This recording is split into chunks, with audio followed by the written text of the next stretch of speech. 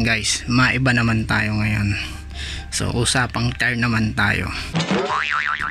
So itong tire ko is 2018 ko siya na purchase. So ano na ngayon, 2024. So 6 years na rin siya. So para makita nyo talaga na 6 years na siya, ito yung manufacturing date.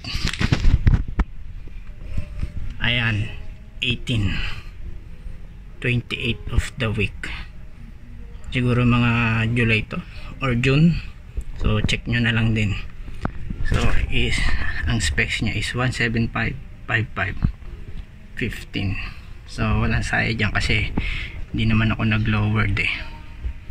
So ito, huwag nyo nang pansinin yan, choose ko lang yan. Yeah. So ito 6 years na siya. So hindi ko na rin babanggitin kung ano ang brand niya, pero sa mga nakakaalam kung anong brand to, ma-distinguish nila yan o ma-analyze nila kung anong brand yan.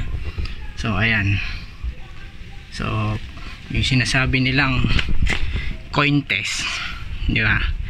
So ito, pasok na pasok pa yan.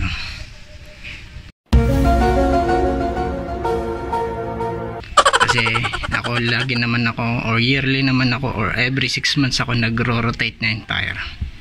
So lalagay ko na lang din dyan. Yun yung pinaka basic na preventive maintenance na kahit sino ay kayang kaya din.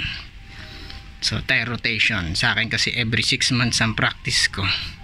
So para balance na balance yung pudpud mo. So ayun. So bilhin nyo, 6 years na yan ha. So kung may budget ka, why not, di ba? Eh ako wala pang budget, di ba? So ayan guys.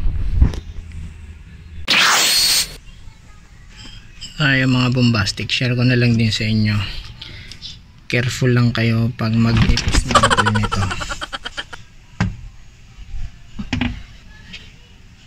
So ayan guys, share ko na lang sa inyo.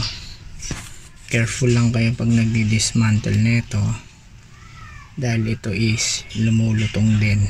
Ganun din yan dahil sa init. Lahat ng wire harness, especially dito sa fuel injector na yan, yan, tulad na ito medyo malutong na. So ingat na lang din kayo. So yun yung mga possible na mga check engine din, mga open circuit kapag malutong na yung wire. So ingat lang, lalo na't ngayon 9 years na to. So ingat lang din. So ayun, balik na natin.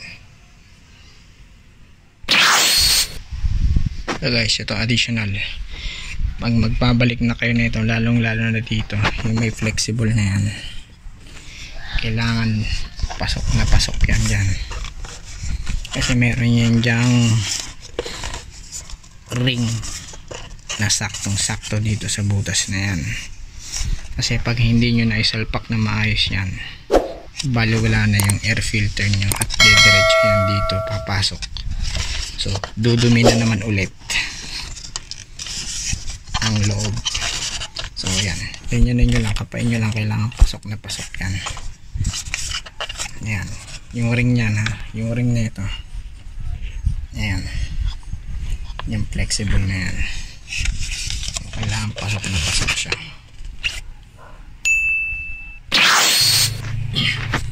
So ayan guys, intake manifold, medyo malangis na naman siya. So nalinisan ko to is 2021. Ayan, langis na naman siya. So si map, ito si map,